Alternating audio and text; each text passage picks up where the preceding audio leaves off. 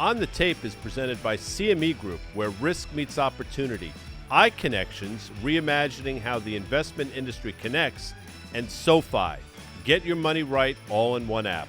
A warm Monday welcome to the On the Tape podcast. Guy Adami. I'm joined by Elizabeth Young. That, of course, is EY from SoFi on this fine Monday. Elizabeth, how are you? I am delightful. Happy Monday. Happy Monday to you. Your Brewers off to a good start, which makes me happy. The Knicks of New York, however, Uh-huh. summarily defeated your Bucks of Milwaukee I last know. night. I know. But the Bucks were ahead most of the game. I missed the last quarter-ish, but the Bucks were pulling ahead and, well, Yeah. Let me clue you in on how sports work. uh, It's I believe it's the standings it's the final still. score that's matters. I believe this yeah, I know. I believe the standings still have the Bucks ahead of the Knicks, though. We're at second place behind the Celtics in the East. The Knicks are in fourth.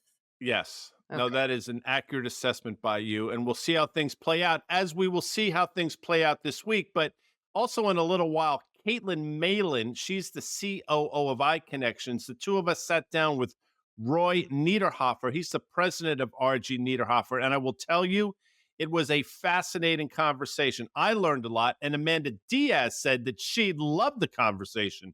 So stick around for that, folks. Interesting week last week. A couple things stick out to me, and I'm curious as to your thoughts. Obviously, yields moving higher. And as we sit here on this Monday, we have 10-year yields, Elizabeth, now north of 4.4%. And that's obviously dramatically higher than I think the trough of 3.8% a few months ago. I don't want to make a huge deal of it, although I do think the market is starting to take notice. Yeah, and you know what? Before we came on, it was just about an hour ago, I checked yields and they were at 4.46. They've come off of that a bit. It doesn't really matter what height they hit pre-market. I think that the actual trading session will be much more interesting, but it goes to show that volatility in yields is still alive and well. And we've been saying this for a long time. It's not just that yields are at a certain level. It's that you don't expect this type of volatility out of treasury yields. And that if most of an equity rally or a risk asset rally is built on the idea that capital is going to become more fluid and that yields will come down and that inflation is coming down as well and that the Fed will ease up, none of this is showing us that that is actually going to happen anytime soon. So I think the market last week was going through a digestion process, not necessarily a lot of new news, but a digestion process of realizing that, okay, this is what higher for longer means. And on the long end of the curve, we're knocking again at 4.4, next stop 4.5. People would get really nervous at 5, but we just take it one little piece at a time and the market getting tired, momentum getting tired, and looking at this as, can we justify valuations going any higher at these yield levels?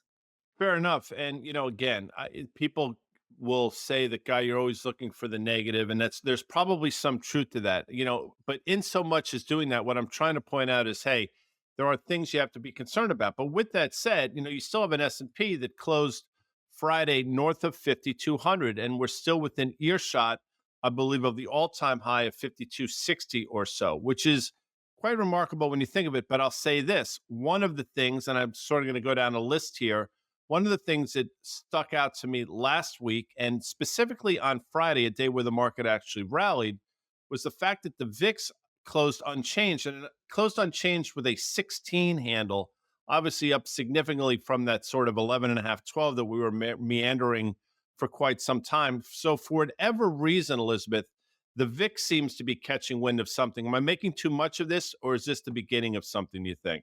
I don't think you're making too much of it. I would like people to understand, though, that volatility counts on the upside, too. So we had a pretty strong up day on Friday, which was in stark reversal to what happened for the earlier part of the week. So that in and of itself is volatility. It's a swing from high to low or low to high. And when it happens that quickly, you're going to see a spike or at least a slow rise in something like the VIX. Interestingly, if you compare that, I wrote about this a few weeks ago, to currency markets. We talked about a basically VIX for the currency market or the foreign exchange market around the globe. That's showing you that volatility is low and has been coming down only because the swings haven't happened as fast. So it's about the speed and the magnitude of a swing. I wouldn't make too much of it yet. I think it's an indicator that we should watch, but I wouldn't make too much of it yet because the swings have to keep going, obviously, in order for the VIX to feel it. One of the things that I think is going to be really interesting this week, obviously, we've got CPI coming up, but there's all this chatter. And we had a lot of Fed speak last week, too. Some people believe that that was part of what drove the market around.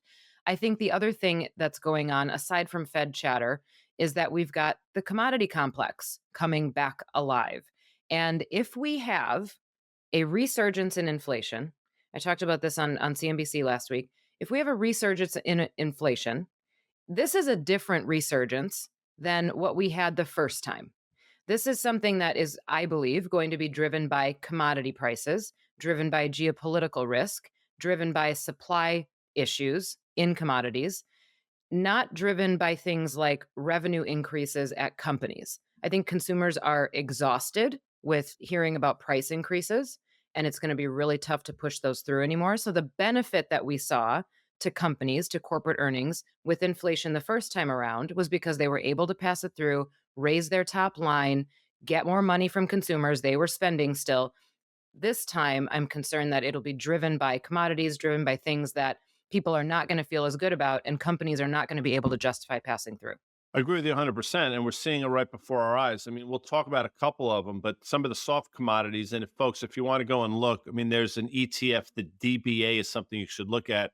That's traded up to a multi year high. I mean, that's sort of the C's cotton, cocoa, coffee, throw sugar in there, corn, and you sort of understand how that thing is constructed. But, right before our very eyes, nobody seems to want to talk about it, but crude oil is at a pretty significant run higher. And you had Brent north of $90 or so, WTI mid to upper 80s, and that's interesting. But for me, what's more interesting is the fact that gasoline very quietly has been making a move. And you don't have to believe me; you can see it in the form of a lot of these refiners that we talk about seemingly every day. So if nothing else, that obviously provides or creates a bit of a headwind, I would imagine, for earnings. But more importantly, to your point, it makes this Fed's job, I think, very difficult because, again, last October ish, pricing in 6 rate cuts this year, that never made sense to me.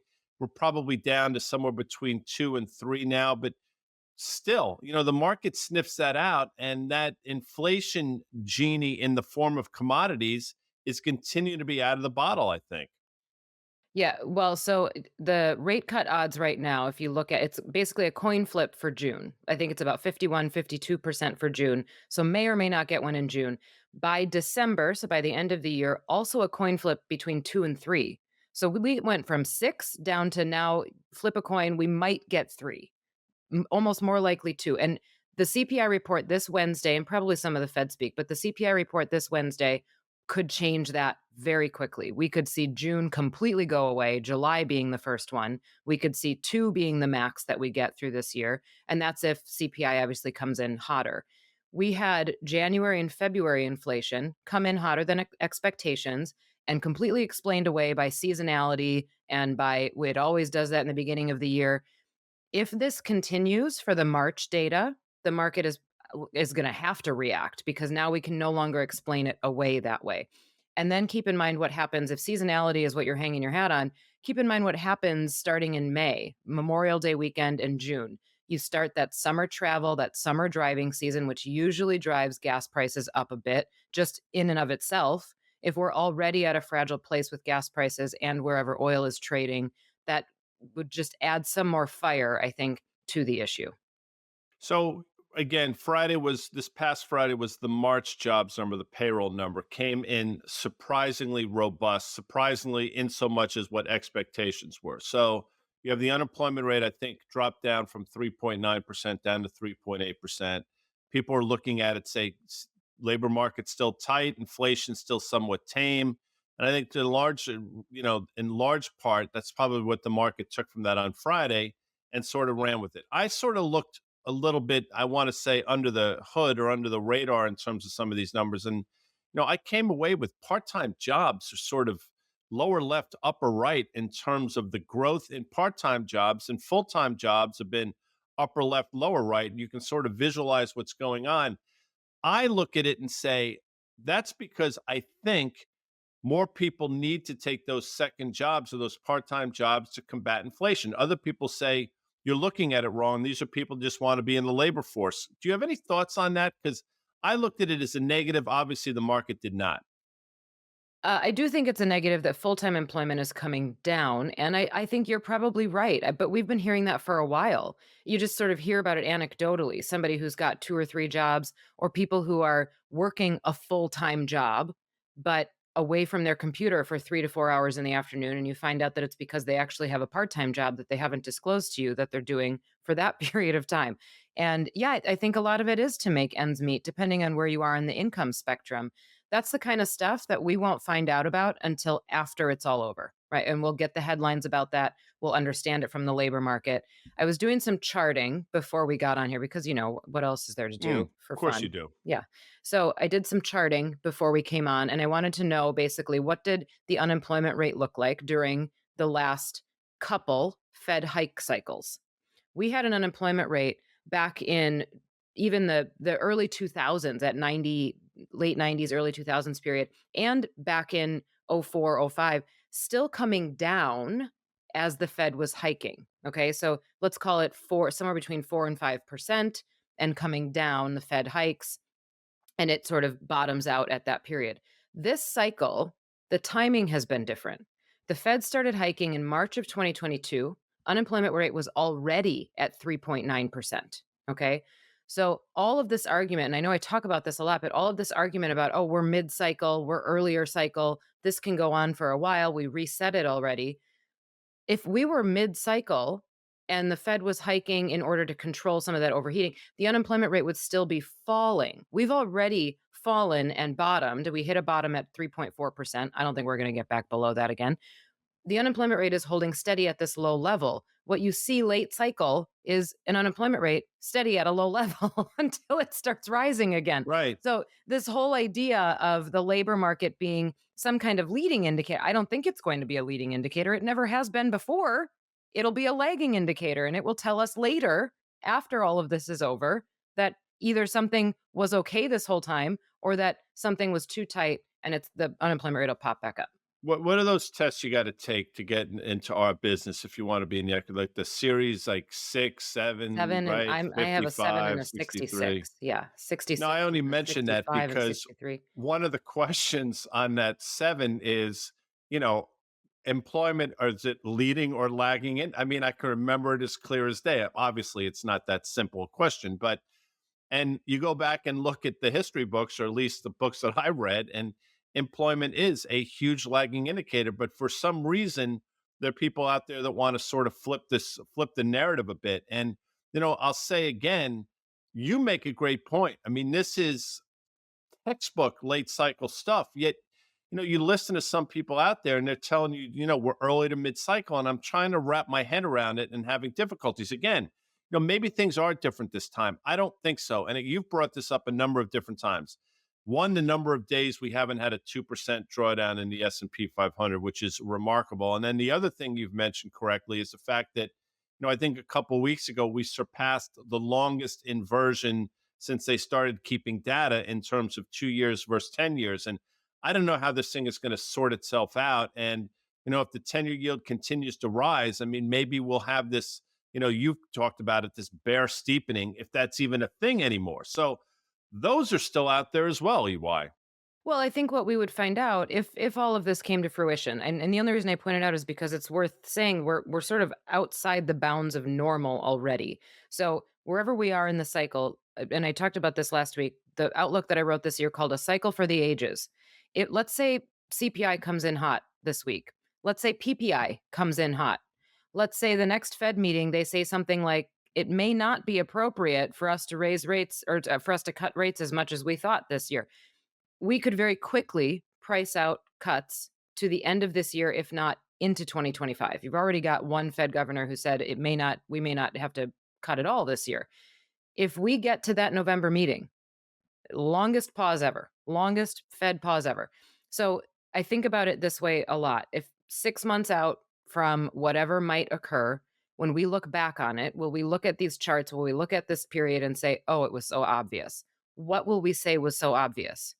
What I think we might say is We were never mid-cycle. It was just the longest late cycle we ever had, and here are all the metrics that showed us that that was the case. And then it did end roughly the same as many of the other cycles have. So it's the length of time, it's the protraction of this that makes you second guess yourself that why isn't this happening on the same timeline as I expected it to, self included. I'm surprised, but that doesn't mean that it's a different type of cycle. And I think for me, it's again, wrong about so many things, but the amount of liquidity, I guess, that was sloshing around the system is something that I probably completely underestimated in terms of the duration of this, whatever you want to call it, the fact that this late cycle stuff has been taking place as long as it has been. I think that's part of it. But something that I've found interesting now for the better part of the last year and a half is when Jamie Dimon has spoke or has talked or has written things, he hasn't been particularly optimistic. And the latest is he's warning about inflation, political polarization, and wars are creating risks not seen since World War II, which, by the way, is accurate. But he continues to sort of beat this sort of negative, dour drum. And, obviously the market doesn't seem to care right now, but there are other things that do. And I'm just wondering, I'm not trying to get you inside the head of Jamie Dimon, but why do you think the market's not taking into consideration things that he is saying? And then you listen sort of a David Einhorn and some of the things that he was saying a couple weeks ago in terms of why he was getting long gold and long physical gold. Stan Druckenmiller to a certain extent, Paul Tudor Jones. A lot of sort of legends in our world have been saying similar things, but for whatever reason, the market doesn't seem to be listening. I think experience has taught them that patience is probably one of the most important things in the market. And they look at the obviously the risks that threaten the longer term and then sit and in today's market and say, yeah, okay, so for the last 5 days or for the last 5 months, it's been going a certain way. That doesn't mean that it's going to extrapolate out into the future. And we still have all of these big risks.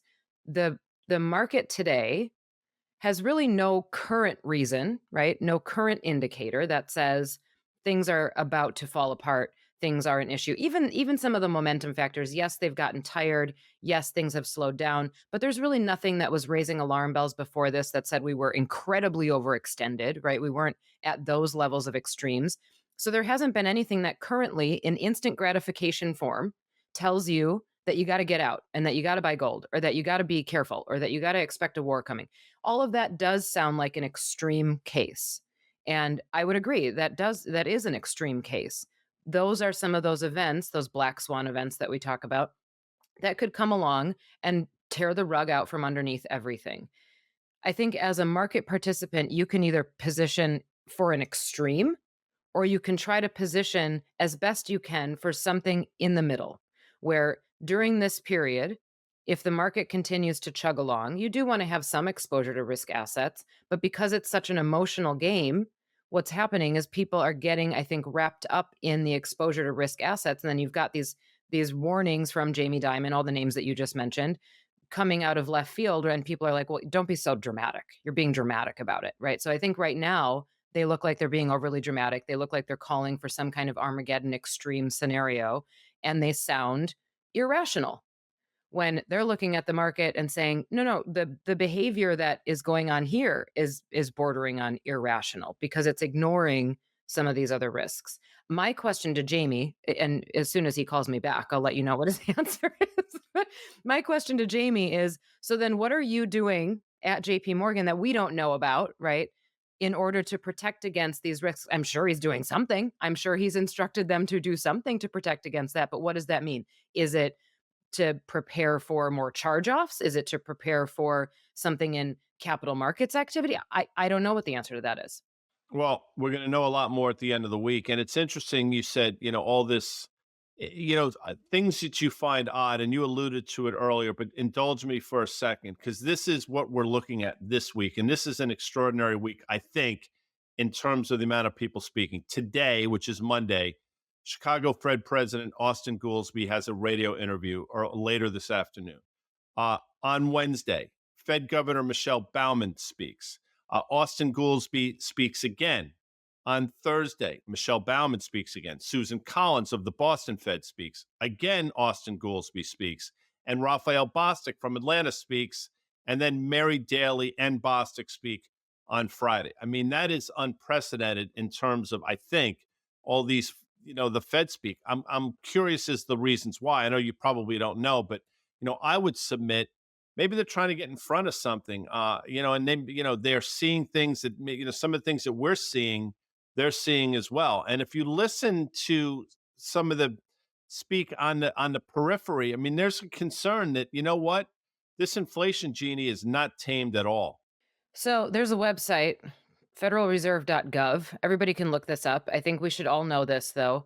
Some of the names you just mentioned. So there's the FOMC, which does not encompass every single Fed governor. The FOMC is what sets monetary policy. They are the ones that get to vote on whether or not we cut or raise rates or hold them steady.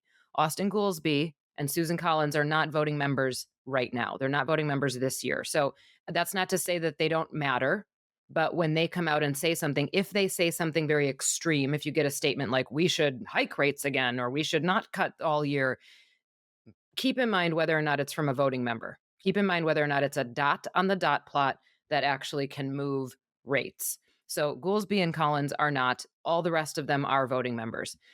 I don't know if everybody remembers. I LOL'd when this happened in the last Fed presser. Somebody asked Powell something along the lines of, there seems to be a lot more Fed speak today than there was 10 to 15 years ago. I don't remember the exact phrasing of the question. A lot more transparency. Are you glad about that, or do you wish that there was less transparency? And his answer was something like, of course not. Like, basically, he wishes there was less transparency too, because it puts so much focus on every single statement, every single word out of everybody, and there are so many conversations, right? Austin Goolsbee speaking, what did you say, 3 times this week? Not a voting member, but we'll talk about it. Headlines will be written about it, and it'll move markets if he says something outrageous, right? That that in and of itself drives volatility for, I think, irrational reasons. That's not something that's actually going to change the way that the Fed sets policy in the next meeting, in my opinion. Before we get out of here, earnings season starts this week. Obviously, we get into an earnest next week, but we have Delta Airlines Wednesday. Interesting. I mean, the airlines, listen, I mean, if you look at the move in Delta, Delta's gone from about 34 and a half up to 49. It's pulled back a little bit. That's been a great trading stock. But I think Friday is what everybody's looking at for a myriad of different reasons, not least of which JP Morgan, Citi, and Wells Fargo, along with BlackRock on Friday. I'm not asking you about the individual names, but what I will say is, these large money center banks, specifically JP Morgan, I mean, we're talking about a stock that's had a heroic run higher, making all time highs seemingly in the face of all the things we've spent the last 20 minutes or so talking about. My question is, how important do you think bank earnings are, or are they just sort of a sideshow to the obvious names we talk about all the time in the form of technology? I always think bank earnings are important. They're such a cyclical part of the economy, and the only thing that's really gone wrong in this cycle already that we can put our finger on is bank stuff. So this quarter, however, broadly, this quarter is not expected to bring us a ton in earnings. It's expected to be kind of meh. Let's call it, what is it, 1 to 2% or something growth. So I wouldn't put too much stock in what's going to happen with the actual results. I would expect that the big banks will talk about a resurgence in capital markets activity, M&A activity bringing in more revenue, and that's all going to be true, I would expect. But what I would listen for, and this isn't to say that that Jamie Dimon is more important than every other CEO, but especially Jamie Dimon, because he's been warning about economic issues. I want to hear the guidance, but even more specifically than that, what are the things that certain banks are doing to protect against possible risks? Do they see an increase in risks? Have they increased their loan loss reserves? Have they done things like that? Are there little statements in those press conferences and in those statements that they make after the numbers come out about the next 12 months that we should be paying close attention to? I know you're not a tinfoil wearing gold bug like myself, but real quick, gold rallying in the face of a dollar that's been rallying, and the face of obviously bond market, which has been selling off. In other words, yields going higher, which historically it does not do. Is gold trying to tell us anything, or is that a bit of a sideshow? I think it's trying to tell us a lot. And FYI, I own gold in a couple different ETFs. Excuse me for 1 second. I saw that last week on the HTR. Oh, I yeah. think your final trade was the GDX, if I'm That's not correct. mistaken. Gold miners. Yep. And part of my argument there was the same argument that you've made. Thank you so much for bringing that to everybody's attention. Gold miners still have room to catch up, even if the commodity catches down. The other thing about this whole period is that I think gold is telling us number one, I think we know that most of the run up in gold that can't be explained by retail traders is international central banks. But why are they buying so much? I think they're buying so much because they're trying to hedge away from the dollar. The dollar has been strengthening. I think they're trying to hedge away from the dollar and I think they're trying to hedge against international currency volatility. There's already been a little bit. It hasn't shown up in some of the metrics that we've talked about, but it's happened. And we've got central banks starting to move in different directions. We've got increasing geopolitical risk in Asia and the Middle East.